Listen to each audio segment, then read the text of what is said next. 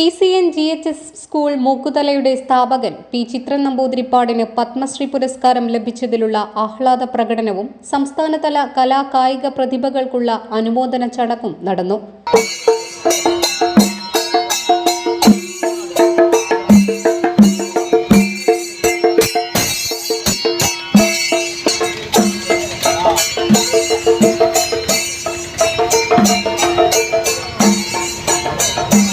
ആഹ്ലാദ പ്രകടനം ചങ്ങരംകുളം ഗാലക്സി ഓഡിറ്റോറിയത്തിൽ നിന്നും ആരംഭിച്ച് ചങ്ങരംകുളം ടൗൺ ചുറ്റി സമാപിച്ചു.